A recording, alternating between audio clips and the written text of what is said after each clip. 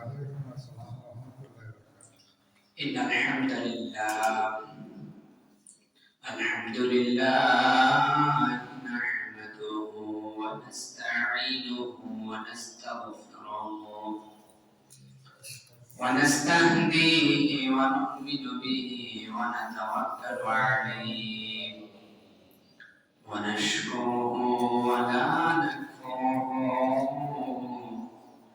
ونعوذ بالله من شرور أنفسنا ومن سيئات أعمالنا من يهده الله فلا مضل له ومن يضلله فلا هادي له ونشهد أن لا إله إلا الله وحده لا شريك له ونشهد أن سيدنا وسندنا وحبيبنا وطبيب قلوبنا ومولانا محمدا عبده ورسوله أرسله بالحق بشيرا ونذيرا وداعيا إلى الله بإذنه وسراجا وآمره وقمرا منيرا أما بعد فقد قال الله تعالى في كلامه المجيد والفرقان القديم أعوذ بالله من الشيطان الرجيم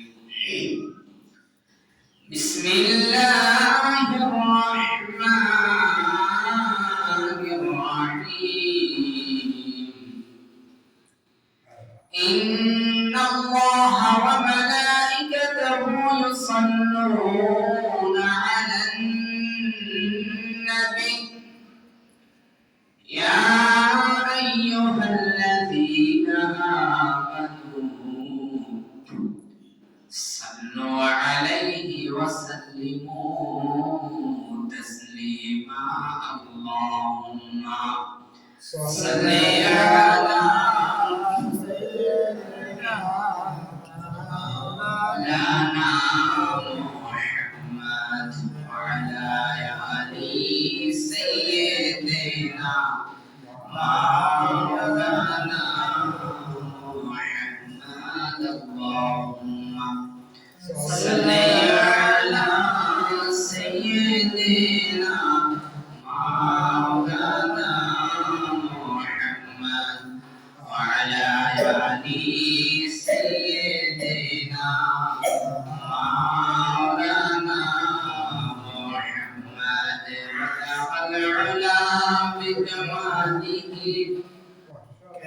كشف الدجى بجماله وحسنت جميع خصاله صلوا عليه وعليه إن الطيال حصبا يوما إلى أرض الحرم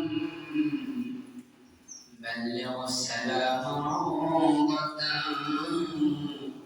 فيها النبي المحترم بلغ العلا بكماله كشف السلام بجماله حسنت جميع خصاله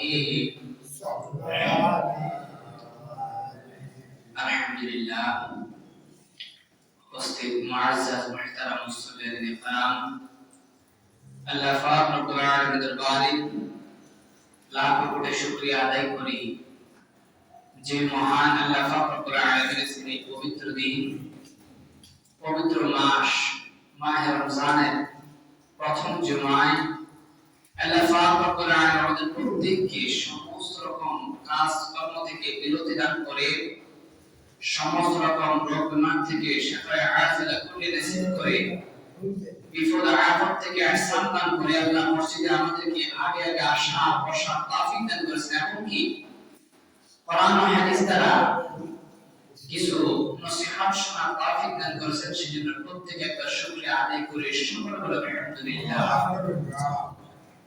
তার সাথে সাথে লক্ষ্য করে দুরূদ সালাম প্রেরণ করি বিশ্ব মানবতার মুক্তির দিশারি দু জাহানের সরদার সমস্ত নবীকুলের সম্রাট শাফিউল মুজরিমিন রাহমাতুল লিল আলামিন দয়াময় মায়ান উম্মতের কান্ডারি নবী আখিরি জামানার সর্বশেষ পয়গম্বর নূরে মুহাম্মদ নবী মুহাম্মদ মুস্তাফা সাল্লাল্লাহু আলাইহি ওয়াসাল্লামের উপর অসংখ্য সালাম প্রেরণ করি ওই সমস্ত সাহাবায়ে কেরাম তাবিঈন আইম্মা মুজতাহিদিন শুহাদায়ে কারবালা যারা দ্বীনের জন্য ইসলামের জন্য খেদমত করে দুনিয়ার জমিন থেকে বিদায় নিয়েছেন। আল্লাহ পাক রব্বুল আলামিনের কাছে আবার শুকরিয়া আদায় করি যে আল্লাহ আমাদেরকে রমজান পর্যন্ত আমাদের হায়াত পৌঁছে দিয়েছেন। কারণ রমজানের আগের দিন অসংখ্য মানুষ দুনিয়ার জমিন থেকে বিদায় নিয়েছেন। তারা রমজান পর্যন্ত পৌঁছাতে পারে নাই। রাসূল আকরাম সাল্লাল্লাহু আলাইহি ওয়াসাল্লামের দোয়া কিন্তু আমরা সবাই পড়েছি। দোয়ার বরকতে আল্লাহ তাআলা অনেকে কবুল করেছেন, অনেকে করেন নাই। যাদের হায়াত যেখানে শেষ তাদেরকে সেখান থেকে আল্লাহ ডেকে নিয়েছেন। কিন্তু আমাদেরকে আল্লাহ পাক রব্বুল আলামিন রজব এবং শাবানের বরকত শেষ করে আমাদেরকে রমজান পর্যন্ত পৌঁছে দিয়েছেন। সেজন্য আবার শুকরিয়া আদায় করি, শুকর করি আলহামদুলিল্লাহ। রমজান এমন একটা জিনিস, রমজান হচ্ছে পরিবর্তনের মাস, রমজান হচ্ছে সাধনার মাস, রমজান হচ্ছে মানুষকে আল্লাহমুখী করানোর মাস। এই মাসে আপনি যত বেশি ইবাদত করতে পারবেন ততই আল্লাহ পাক রব্বুল আলামিনের নৈকট্য হাসিল করতে পারবেন। কারণ এই মাসটা এমন একটা মাস, বাকি 11 মাস আল্লাহ পাক রব্বুল আলামিন আপনাকে আমলের জন্য ডাকে, ইবাদতের জন্য ডাকে, কিন্তু সওয়াব যা নির্ধারিত তাই দান করে। কিন্তু রমজানের ফজিলত বরকত এত ঊর্ধ্বে, ওই বরকত অনুযায়ী আমরা যখন আমল করি, আমলটা এক থেকে 70 থেকে 700, এই 700 দ্বিগুণ করতে করতে আল্লাহ পাক রব্বুল আলামিন হাজার ও লক্ষ পর্যন্ত পৌঁছে দেন। তাহলে এই যে বরকতটা আল্লাহ পাক রব্বুল আলামিন বাড়িয়েছেন, এটা শুধু রমজানের জন্য সীমাবদ্ধ। রমজানের বাইরে যে আল্লাহ পাক রব্বুল আলামিন আবার যে বাড়িয়ে দিয়েছেন সেটা হচ্ছে 5টি রজনী, যেটার কথা পূর্বে আলোচনা করেছিলাম। রমজান আমরা পেয়েছি, রমজানের নিয়ামত আমরা আল্লাহ পাক রব্বুল আলামিনের তরফ থেকে পেয়েছি, হায়াত পেয়েছি। এমনকি রমজানের যে নিয়ামত আমরা এখন ভোগ করতেছি, আমাদের হায়াতটাকে 30টি রমজান 29টি রমজান আমরা ভোগ করব, আল্লাহ পাক রব্বুল আলামিনের নিয়ামত ভোগ করব। এই যে নিয়ামত পেয়েছি তার জন্য সন্তুষ্টি শুকরিয়া আদায় করা প্রয়োজন। আপনি শুকরিয়া কেমন ভাবে আদায় করবেন? আপনি যদি চিন্তা করেন আল্লাহ তাআলা আপনাকে ভরপুর নিয়ামত দান করেছেন, এত বেশি নিয়ামত দান করেছেন যে আপনি হিসাব করে কুল পাবেন না, হিসাব করে শেষ করতে পারবেন না। এত নিয়ামত আমাকে আপনাকে দান করেছেন। আমাকে 2 হাত দিয়েছেন, 2টি পা দিয়েছেন, আমাকে যৌবন দিয়েছেন, আমাকে চলাফেরার মতো ক্ষমতা দিয়েছেন, আমাকে আহার করার মতো ক্ষমতা দিয়েছেন, আমাকে দেখার মতো দুনিয়ার সৌন্দর্য উপলব্ধি করার জন্য ক্ষমতা দিয়েছেন, চক্ষু দিয়েছেন। এই যে নিয়ামত আমার পেতেই আছে, কিন্তু শুকরিয়ার বেলা আমরা নাই। আমাকে আপনাকে শুকরিয়া আদায় করতে হবে। তাই আবার রমজান পেয়েছি, সামনে রমজান আমরা থাকবো কিনা জানি না, আমিও থাকবো কিনা জানি না, আপনারাও থাকবেন কিনা জানি না। আল্লাহ যখন খুশি, যখন তার হায়াত যেখানে শেষ সেখানে আল্লাহ ডাক দিবেন। কারো হায়াত রোগে শেষ, কারো হায়াত বাড়িতে শেষ, কারো হায়াত হাসপাতালের বেডে, যে হায়াত যেখানে শেষ সেখানে আল্লাহ ডাক দিবেন। তবে এই যে রমজান আমরা পেয়েছি, সামনে রমজান পর্যন্ত বাঁচবো কিনা গ্যারান্টি নেই। এই রমজান পেয়েছি, এই রমজানকে আমরা এমন ভাবে উপলব্ধি করব, এমন ভাবে নিজের মধ্যে আয়ত্তে আনবো, যেভাবে আয়ত্ত করার কারণে রমজান আমাদেরকে আমাদের থেকে এমন ভাবে বিদায় নিবে যে বিদায়টা আমাদের যখন বিদায় নিবে রমজানটা, তখন আমরা যেন পরিপূর্ণ নিষ্পাপ মাসুম হয়ে দুনিয়ার জমিনে থাকি। যেভাবে একটা সন্তান মায়ের গর্ভ থেকে দুনিয়া আসার পর নিষ্পাপ মাসুম থাকে, তদ্রুপ রমজানটা আমাদেরকে নিষ্পাপ মাসুম বানিয়ে আমাদের থেকে বিদায় নেবে। তাহলে সেইভাবে আমাদেরকে কাজ করতে হবে, আমাদেরকে শ্রম দিতে হবে। আমি যদি ক্ষেতের মধ্যে ফসল উৎপাদনের জন্য শ্রম দিই, আমাকে প্রথমে বীজ রোপণ করতে হবে, বা ক্ষেতটা মাটিগুলো উর্বর করতে হবে, জমিটাকে উর্বর করতে হবে, জমিনের মধ্যে আমি শ্রম দিতে হবে, দিনকে দিন আমি তার মধ্যে সার দিতে হবে, তারপর বীজ রোপণ করতে হবে। ওই বীজ থেকে আমি সম্পদ বা আহারের জন্য চাল হোক, ধান হোক, আলু হোক, যেটাই আমি রোপণ করি ওটা পাবো। তদ্রুপ আমি যে রমজানটা পেয়েছি, রমজানের আগে আল্লাহ পাক আমাকে দুটি মাস দিয়েছেন, রজব এবং শাবান। রজব মাস হচ্ছে বীজ বপনের মাস। আমরা ক্ষেত খামারের মধ্যে বীজ রোপণ করি, ওই বীজ রোপণের মাসটা হচ্ছে রজব। অর্থাৎ আমি যে রমজানের প্রস্তুতি নিব, রমজান মাসে আমি যে আমল আখলাক করব, আল্লাহ থেকে যে ইবাদতের যে হাদিয়াটা তোহফাটা আমি নেব, তার জন্য আমাকে রজব মাসে বীজ বপন করতে হবে, এবং শাবান মাসে বীজকে আমি উৎপাদন করব। ওই বীজের প্রতি আমি শ্রম দিব, ওই বীজটা গাছে পরিণত হবে বা ফসলে পরিণত হবে, আর রমজান মাসে আমি ওই ফসলগুলো নিজের ঘরে আনবো। তদ্রুপ রমজানটা এমন ভাবে আমাদেরকে তৈরি করতে হবে। রজব শাবান আমরা শেষ করে দিয়েছি, কিভাবে শেষ করেছি? আমরা অনেক গুনাহের মাধ্যমে ছিলাম, গুনাহের পর গুনাহ করেছি, আমিও করেছি, আপনিও করেছেন, আমরা সবাই গুনাহগার করছি, গুনাহের মধ্যে নিমজ্জিত ছিলাম। কিন্তু রমজানটা পেয়েছি আল্লাহকে খুশি করার জন্য, আল্লাহকে পাওয়ার জন্য যতটুকু সম্ভব সাধ্য অনুসারে ইবাদত করুন, আল্লাহকে ডাকুন, নামাজ পড়ুন, ইস্তেগফার করুন বেশি বেশি। যতক্ষণ আল্লাহ ক্ষমা না করেন ততক্ষণ পর্যন্ত ইস্তেগফার করতে থাকবেন। কারণ আল্লাহ পাক রব্বুল আলামিনের কাছে যে বেশি ক্ষমা চায়, যে আল্লাহর কাছে সর্বক্ষণ চাইতে থাকে, আল্লাহ খুশি হয়ে যায়। আর যে আল্লাহর কাছে চায় না, আল্লাহর কাছে প্রতিনিয়ত চাইতে জানে না, চায়ও না, তার মধ্যে সে আত্মবিশ্বাস নেই যে আল্লাহ আমাকে দিতে পারেন, সে আত্মবিশ্বাস যে রাখে না, তার দ্বারা কোনো কিছুই হয় না। আমাদের প্রথম যে মৌলিক, সেটা হচ্ছে বিশ্বাস রাখতে হবে আল্লাহর প্রতি, যে আল্লাহ চাইলে দুনিয়া শুধু কিয়ামত পর্যন্ত অপেক্ষা করার প্রয়োজন নাই। আল্লাহ যদি চায় এখনই পৃথিবী ধ্বংস করে দিতে পারে। সেই বিশ্বাসের মধ্যে আমাদেরকে অটল থাকতে হবে। এইরকম বিশ্বাস আমাদেরকে রমজানের প্রতি রাখতে হবে, যে আল্লাহ যদি চায়, আমাকে কেন, গোটা পৃথিবীর প্রতিটি বান্দাকে যদি আল্লাহ ক্ষমা করে দেন, তার এক বিন্দু পরিমাণ যে সম্পদ বা সম্মান বা ইজ্জত যেটাই বলে, কোনো কিছু আল্লাহ রব্বুল আলামিনের কম হবে না। তবে আমাকে আপনাকে যদি ক্ষমা পেতে হয় রমজানের মধ্যে, আমাকে আপনাকে চাইতে হবে। দিনভর রোজা রেখে ইফতারি যখন সামনে রাখবেন, ওই ইফতারের আগ মুহূর্তের দোয়াটা আল্লাহর কাছে বেশি কবুল হয়। ইফতারটা সামনে রেখে আল্লাহর কাছে দোয়া করে বলবেন যে আল্লাহ, আমার রোজা, ইফতার, সেহরি, তারাবি সকল কিছু আপনি কবুল করুন, আর আমাকে নিষ্পাপ মাসুম বানিয়ে রমজান থেকে, এই রমজানের মধ্যে আমাকে নিষ্পাপ মাসুম বানিয়ে আমাকে কবুলের মঞ্জুর করবেন। কারণ রমজানে যদি ক্ষমা যে ব্যক্তি না পায়, তার জন্য বড় কি বলবো, রমজানটা এমন একটা জিনিস, আমরা সবাই আসলে ক্ষমা পেতে পারি না। আমরা রমজানের মধ্যে এখন প্রশ্ন আসে যে আল্লাহ তো রমজানের শয়তানকে বন্দী করে রাখেন, শয়তান বন্দী থাকার পরেও বান্দা কিভাবে গুনাহ করতে পারে, মানুষ কিভাবে গুনাহ করতে পারে? তার কারণ হচ্ছে একটা জিনিস খেয়াল রাখবেন, মানুষের একটি কাজ যখন অভ্যস্ত রূপে হয়ে যায়, একটা কাজ করতে করতে করতে সেটা যখন অভ্যস্ত হয়ে যায়, তখন ওইটা যখন আমি বিরতি নেব, তখন আমার ভিতরে ওই কাজের একটা সিস্টেম অনুভূতি কাজ করে, যার কারণে ওই কাজটা আবার করতে মন চায়। তো 11 মাস কিন্তু গুনাহের মধ্যে নিমজ্জিত ছিলাম, আমি বলেন, আপনি বলেন, আমরা সবাই। ওই 11 মাসের যে অভ্যাসটা, এটা তো আর এক দুদিনে ছাড়া যায় না। রমজান এসেছে, এই জন্য আল্লাহ পাক বলেছেন যে আমি রজব শাবান দিয়েছি, এই জন্য তোমরা প্রস্তুতি নিবে রমজানের জন্য, যাতে রমজান তোমাদের থেকে ছুটে না যায়। রমজান যাতে তোমাদের থেকে ছুটে না যায়, এই জন্য আমি রজব এবং শাবান দিয়েছি, যাতে করে এই রজব শাবান দ্বারা তোমরা রমজানের প্রস্তুতি নিতে পারো, এবং কি রমজান আমল আখলাকের মাধ্যমে পরিবর্তন করতে আমরা এই রমজান পেয়েছি, রজব পেয়েছি, শাবান পেয়েছি, আল্লাহ যে হায়াত রেখেন এর পরেও মাস পাবো। এই যে পাচ্ছি, দিনকে দিন চলে যাচ্ছে এক রমজান, এই গত রমজান গেছে আমার মনে হয় কিছুদিন মাত্র। আমি গত রমজানে ফেনীতে তারাবি পড়াইছি, আমার মনে হয় কিছুদিন গেছে মাত্র, কয়েকদিনের মাধ্যমে আল্লাহ রমজান। এই যে দিনের বরকতগুলো আস্তে আস্তে কমে যাচ্ছে।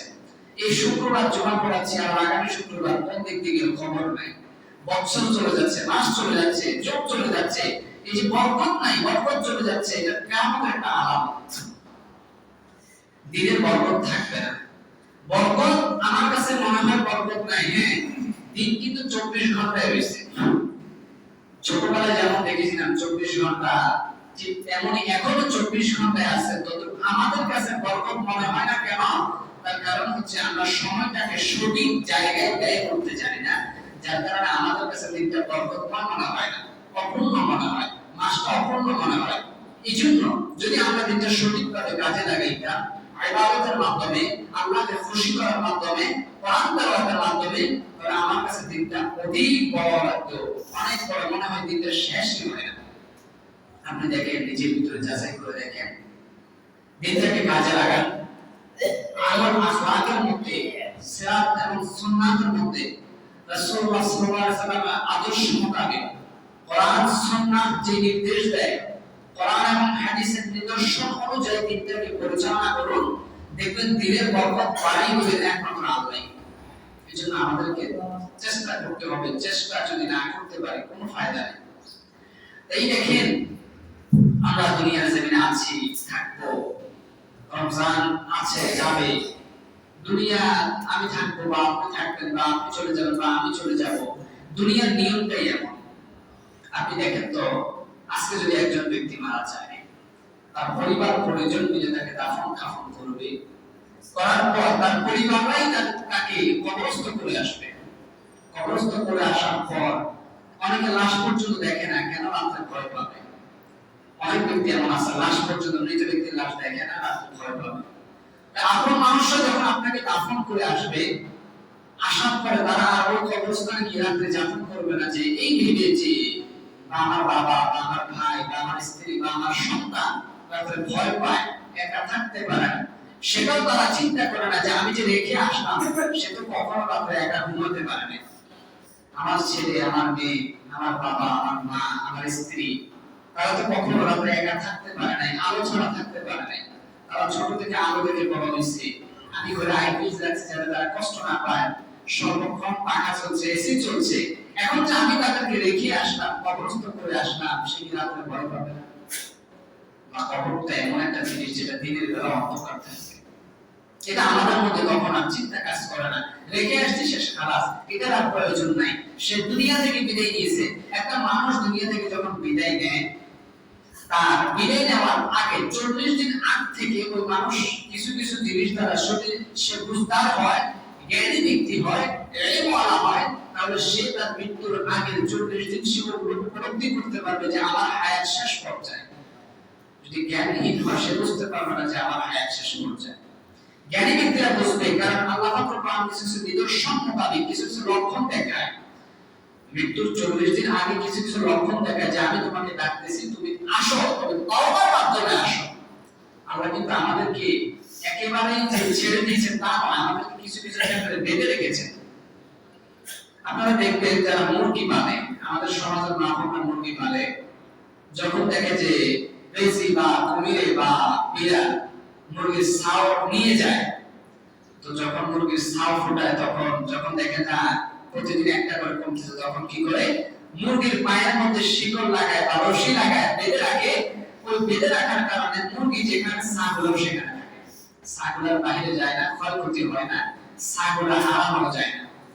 তবে আল্লাহ পাক আমাদেরকে ধরে রেখেছেন সিস্টেম অনুসরণ করে, একেবারে ছেড়ে দেন নাই। একেবারে ছেড়ে দিলে তো আমরা গুনাহের পর গুনাহ করতে আমাদের মধ্যে কোনো আফসোস পর্যন্ত হতো না, আমাদের সমাজ থেকে আল্লাহ ওয়ালা ব্যক্তি বের হতো না। তাহলে আমাদেরকে ওই মুরগি যেমন ধরে রেখেছে, বাকিদেরকে ছেড়ে দিয়েছেন, আল্লাহ আমাদেরকে ঠিক এমনই ভাবে সিস্টেম অনুসরণ করে ধরে রেখেছেন, যাতে এই জামানায় কিয়ামত পর্যন্ত আল্লাহ ওয়ালা ব্যক্তিরা সমাজে থাকে। এমন একটি বর্ণনা পাওয়া যায়, যতক্ষণ পর্যন্ত পৃথিবীতে জমিনে একজন আল্লাহওয়ালা ব্যক্তি থাকবে, আল্লাহকে ডাকার মতো একজন ব্যক্তি থাকবে, ততক্ষণ পর্যন্ত কিয়ামত পৃথিবীতে জমিনে হবে না। আল্লাহওয়ালা ব্যক্তিরা বিদায় নেওয়ার পরে পৃথিবীতে ধ্বংস হয়ে যাবে। তাহলে এই যে সিস্টেমটা, মৃত্যুর পর আমাকে আপনাকে রেখে আসবে কবরে, কবরের হিসাব হবে, হাসরের হিসাব হবে, হিসাব নিকাশ সব কিন্তু হাসরে হবে, কবরের মধ্যে শাস্তি হবে, কবরে আযাব হবে। কিন্তু আপনি যদি আমল করেন, আমল আখলাক করেন, ওই কবরটা আপনার জন্য বিছানায় পরিণত হয়ে যাবে। আমরা কিন্তু কবরে বিছানা রেখে আসি না, কবরে কোনো পোশাক রেখে আসি না। বান্দার আমল আখলাক অনুসরণ করেই তার পোশাক হয়, তার বিছানা হয়। সে যদি আমলওয়ালা হয়, তার জন্য জান্নাতের বিছানা এবং সেই জান্নাতের পোশাক তার গায়ে পরিয়ে দেওয়া হয়। আর সে যদি জাহান্নামী হয়, তাকে জাহান্নামের পোশাক, জাহান্নামী বিছানা বিছিয়ে দেওয়া হয়। তাহলে আমাদের আমলের উপর ডিফেন্স করবে, আমাদের কাজকর্মের উপর ডিফেন্স করবে আমাদের কবর জগৎটা কেমন হবে, হাসরের জগৎটা কেমন হবে। আপনাকে আল্লাহ জিজ্ঞেস করবেন, কাউকে বাদ দিবেন না, প্রত্যেককে জিজ্ঞেস করবেন যে তোমাকে আমি দুনিয়ার জমিনে পাঠিয়েছিলাম, এতদিন ছিলে, আমল করবে না কেন? তোমার তো হায়াত কম ছিল না, তুমি তো প্রতিবন্ধী ছিলে না, তুমি তো অন্ধ ছিলে না, তুমি তো বধির ছিলে না, তুমি সুস্থ ছিলে, তুমি সব সময় সচ্ছল ছিলে, তুমি যুবক ছিলে, তোমার শরীরের মধ্যে শক্তি ছিল, কিন্তু তুমি আমলের মাধ্যমে তোমার এই শ্রম, তোমার এই যৌবন তুমি ব্যয় করো না। তার কারণ কি? দুনিয়া কি তোমার কাছে এতই প্রিয় ছিল? তুমি হয়তো তখন বলবে যে আমরা শয়তানের ধোঁকায় পড়ে গুনাহের কাজ করেছি, আপনি আরেকবার সুযোগ দেন। তখন শয়তান বলবে, আমার হুকুমের চাইতে, আমার হুকুম কি তোমার রবের হুকুমের চাইতে বেশি হয়ে গেল যে তুমি আমার হুকুমকে প্রাধান্য দিয়ে তোমার রবের হুকুম নিয়ে ছেড়ে দিলে? রব আমাকে হুকুম দেয় সিয়াম পালন করার জন্য, যেটাকে আমরা রোজা বলি। সূর্য উদয় থেকে সূর্যাস্ত পর্যন্ত সারাদিন উপবাস করে আল্লাহকে খুশি করতে চাই। আপনি দেখেন তো, আমরা যদি চাইতাম, আমি ঘরের মধ্যে ঢুকে খাবার খেতে পারতাম, পানি খেতে পারতাম, নাস্তা করতে পারতাম। আমাদের সমাজটা এখন রমজান মাসে অনেক পুরুষরা পর্দা করে, বিশেষ করে দোকানদার ভাইয়েরা পর্দাশীল হয়ে যায়। আমাদের মা বোনরা তো 11 মাস পর্দা করে না। তাই রমজান মাস আসলে আমাদের কিছু কিছু পুরুষ ব্যবসায়িকরা তারা রমজান মাসে পর্দা শুরু করে, বিভিন্ন কাপড় দিয়ে তারা পর্দা করে। ভিতরে অনেক পুরুষ পর্দাশীল পুরুষ ভাইরা তারা আহার পাহাড় চালিয়ে যায়, সিগারেট বলেন যেটাই বলেন চালাতে থাকে। কিন্তু আমরা দেখেন, আমি বলেন আপনি বলেন, আমরা সারাদিন উপোস আছি, ঘরে থাকি, একা থাকি, একলা থাকি, বা স্ত্রী আছে, সন্তান আছে, আমি খাবার খেতে চাই না, আমি গোসল করতে চাই, পানি পান করতে চাই না। কেন? আল্লাহ তো আছে, আল্লাহ আমাকে দেখতেছে। ঠিক তেমনই হয়, আপনি যদি বাকি 11টা মাস রাখেন যে আমি যে আজকে গুনাহ করতেছি, এই গুনাহ আমার আল্লাহ দেখতেছেন না। যে আমার আল্লাহ যদি শুধু রমজান মাস দেখে আর বাকি 11 মাস মনে হয় দেখে না। আর আল্লাহ প্রতি 12 মাস মহরম থেকে শুরু করে পুরো আরবি বলেন, ইংরেজি বলেন, বাংলা বলেন, আপনি যেভাবেই ধরতে চান, পুরো 12 মাস আল্লাহ ফাকর আমাদের উপর নজরদারি রেখেছেন। আমরা যখন ঘরের মধ্যে সিসি ক্যামেরা লাগাই, সিসি ক্যামেরা কিন্তু সমস্ত ফুটেজ তারা নিজের ভিতরে রাখতে পারে, বা কিছু কিছু ক্যামেরা আছে 1 মাস পর তার পিছনের সিস্টেম করে ডিলিট হয়ে যায়, 2 মাস পর ডিলিট হয়ে যায়, 15 দিন পর ডিলিট হয়ে যায়, বা মেমরি যখন ফুল হয়ে যায় ডিলিট করতে হয়। কিন্তু আল্লাহ পাক আপনার জীবনভর, আপনার জন্ম থেকে মৃত্যু পর্যন্ত আপনি কি কি কাজ করেছেন, কখন কোন সময় কোন খাতের মধ্যে ব্যয় করেছেন, প্রতিটি সিস্টেম আল্লাহ পাক লিখিত করে দিয়েছেন একটি বইয়ের মাধ্যমে। আমরা ছোটবেলা থেকে শুনেছি আমাদের 2 কাঁধে 2জন ফেরেশতা আছে, ওই 2জন ফেরেশতা সর্বক্ষণ লেখার মধ্যে আছে। কিরামান কাতিবিন, কিরামান কাতিবিন তাদের নাম নয়, কিন্তু অনেক সময় 2জনের নাম, একজনের নাম কিরামান, একজনের নাম কাতিবিন না। কিরামান কাতিবিন শব্দ, এটা একটা শব্দ আরবি, এর অর্থ হচ্ছে 2জন সম্মানিত লেখক। তারা সর্বক্ষণ আমার ভালো এবং মন্দের লেখালেখি করে। ডান কাঁধে যিনি আছেন তিনি ভালো কাজগুলা, আমল আখলাকগুলা, ভালো কাজ, ভালো পথগুলা লেখা শুরু করে। আর বাম কাঁধে যিনি আছেন তিনি গুনাহের কাজগুলা লেখেন। আপনি যখন একটি গুনাহ করেন, আমি পূর্বে আলোচনা করেছিলাম রাসূল আকরাম সাল্লাল্লাহু আলাইহি সাল্লাম বলেছেন, বান্দা যখন একটি গুনাহ করে তার অন্তরে একটা দাগ পড়ে, কিন্তু যখন ক্ষমা চায় আল্লাহ পাক কোরআন তাকে সাথে সাথে ক্ষমা করে দেয় এবং অন্তরের দাগটা মুছে যায়। কিন্তু আপনি যখন একটি গুনাহ করবেন, ওই বাম কাঁধের ফেরেশতার সাথে সাথে লিখে না, ডান কাঁধের জন্য বলে একটু অপেক্ষা করো, দেখো তওবা করে কিনা। আর লেখা বলে তো লিখে হয়ে গেল, দেখো তওবা করে কিনা। আল্লাহ সুযোগ দেয়, আমরা সুযোগ দিতে সমস্যা কি? ডান কাঁধের জন্য বলতেছে একটু সময় দাও, দেখো তওবা করে কিনা, আল্লাহ থেকে ফিরে আসে কিনা। যখন দেখেন আবার গুনাহ করছে, তখন বলে এবার লেখো, আবার গুনাহ করছে, এবার লিখতে থাকো। বান্দাকে আল্লাহ পাক সব সময় দিচ্ছেন, সর্বোপরি আল্লাহ তাআলা সুযোগ দিচ্ছেন, কিন্তু আমরা কাজে লাগাতে পারছি না। অনুরোধ করব কাজে লাগান।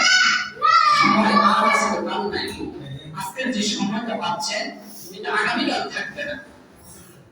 আপনি জানেন না কখন বিদায় নেবেন, আমিও জানি না কখন বিদায় নেবেন। যতক্ষণ পর্যন্ত জমিনে থাকবো ততক্ষণ আল্লাহকে খুশি করার জন্য যত রকম মাধ্যম আছে, প্রতিটি মাধ্যম আমাকে অবলম্বন করতে হবে। কারণ রাসূল আকরাম সাল্লাল্লাহু আলাইহি ওয়াসাল্লাম বলতেছেন, তোমরা মৃত্যু বরণ করার আগে তোমাদের যে সিস্টেম, তোমাদের যে দুনিয়ার জীবনটা, এটাকে তোমরা কাজে লাগাও। তোমরা অসুস্থ হওয়ার আগে সুস্থতা কাজে লাগাও। তোমরা বৃদ্ধ হওয়ার আগে যৌবনকালটাকে নিজের মধ্যে কাজে লাগাও। কারণ যৌবনকালটা ইবাদত আল্লাহ রাব্বুল আলামিন আল্লাহর কাছে সবচেয়ে বেশি প্রিয় এবং আল্লাহ সবচেয়ে বেশি প্রাধান্য দেয় যৌবনকালটা ইবাদত। কারণ বৃদ্ধ হলে তো আপনার ইবাদতের মধ্যে ঘাটতি আসতে পারে। বৃদ্ধ বয়সে ইবাদতটা ঘাটতি আসে। রুকু দিবেন সঠিকভাবে হচ্ছে না, সিজদা দিবেন সঠিকভাবে হচ্ছে না, নিয়ত ভাববেন সঠিকভাবে হচ্ছে না। আপনি নামাজের জন্য দাঁড়িয়েছেন, সেটাও পাচ্ছেন না।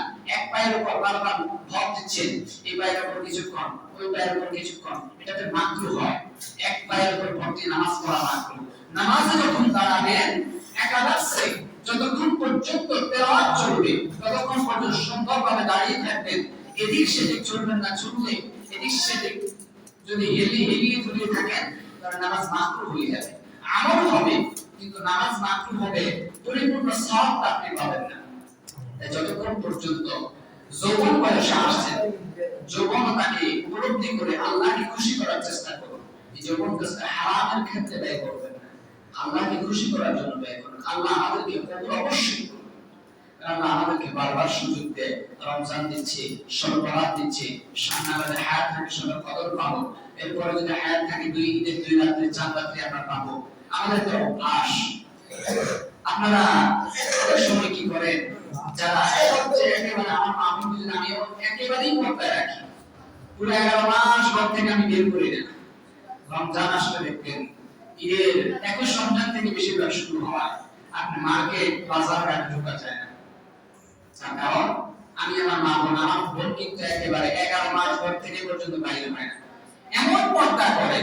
কিন্তু রমজান আসলে কি করে, বিয়ে শাদী আসলে কি করে, তার পর্দা শেষ। বলে সবাই তো চলে, সবার সাথে তাল মিলিয়ে চলতে হয় না। আমি আমার বোনকে, আমার মাকে, আমার স্ত্রী, আমার মেয়েকে আমি এমন ভাবে রাখবো। বাকি 11 মাস নয়, শুধু রমজান মাস নয়, মার্কেট প্রয়োজনে আমি 2টা জামা আনবো, যেটা চয়েস হবে ওইটা রাখবো, বাকিটা ফেরত দিব। তারপর আমাকে পর্দা, আমার যে সিস্টেম, পর্দাটা রাসূলুল্লাহ সাল্লাল্লাহু আলাইহি ওয়াসাল্লামের দেওয়া নির্দেশ, আল্লাহ পাক কোরআনে দেওয়া নির্দেশ, পর্দাটা আমাদেরকে মধ্যে সঠিকভাবে রাখতে হবে। আমি ধন যদি মৃত্যু সবচেয়ে থাকে, তারপর পর্দার খেলাফ করা যাবে। আমরা তো বিপদ হলেই পর্দা ছুটে যায়। বিপদ অনেক সময় বলি, মাথায় কাজ করতেছে না, কি করবো, কিছু মানে বুঝে করতে পারতেছি না, এখন তো কিছু করার নাই, এটা জরুরত না। আপনার যত জরুরত দিব, আপনার মাহারাম ছাড়া তাদেরকে আপনি পর্দার মধ্যে আবদ্ধ রাখতে হবে, সেটা আপনার জন্য কর্তব্য। যদি না রাখেন, হাদিসের ভাষায় রাসূলুল্লাহ সাল্লাল্লাহু আলাইহি ওয়াসাল্লাম বলেন, আপনি হচ্ছেন দায়ুস। দায়ুস ওই ব্যক্তিকে বলা হয়, রাসূলুল্লাহ সাল্লাল্লাহু আলাইহি ওয়াসাল্লাম বলেছেন যে 3 ধরনের ব্যক্তি কখনো জান্নাতে প্রবেশ করতে পারবে না।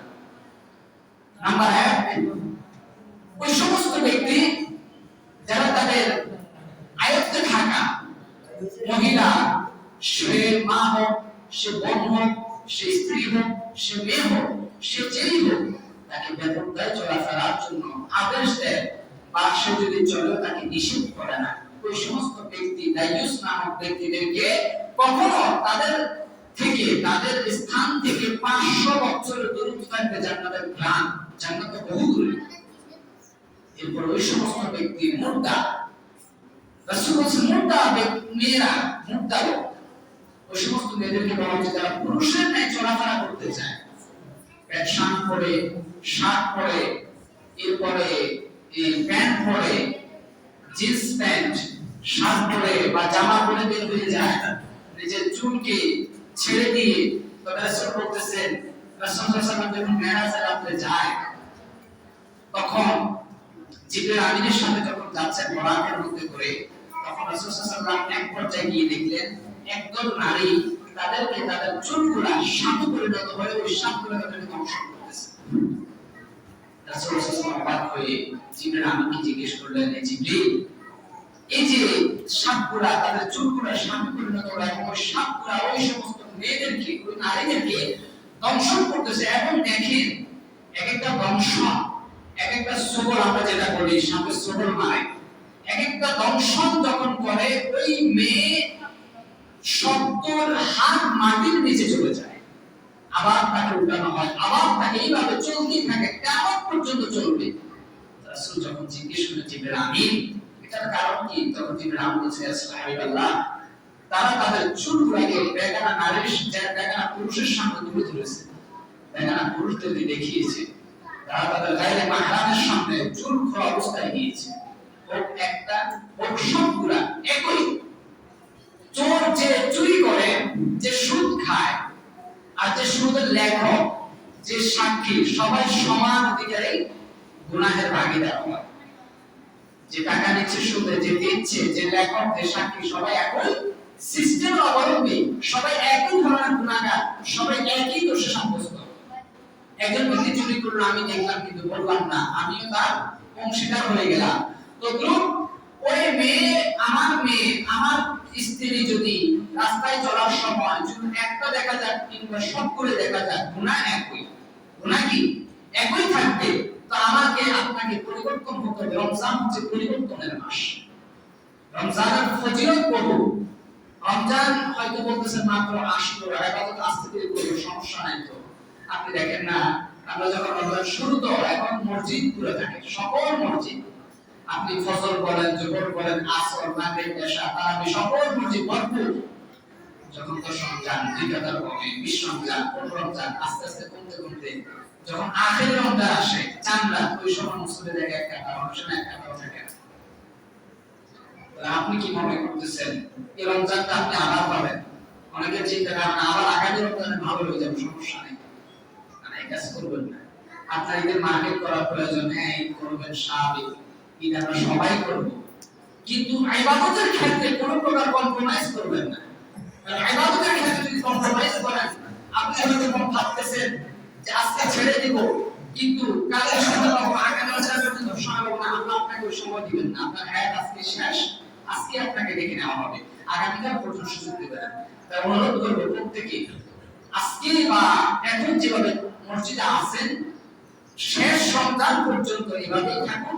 আল্লাহ পাক আমাদের প্রত্যেককে কবুল আর মঞ্জুর করুক, আমল আর আশীর্বাদ কবুল মঞ্জুর করুক, এবং কি প্রতিটি রোজা সম্পূর্ণ আদায় করে তৌফিক দান করুক। আলহামদুলিল্লাহ।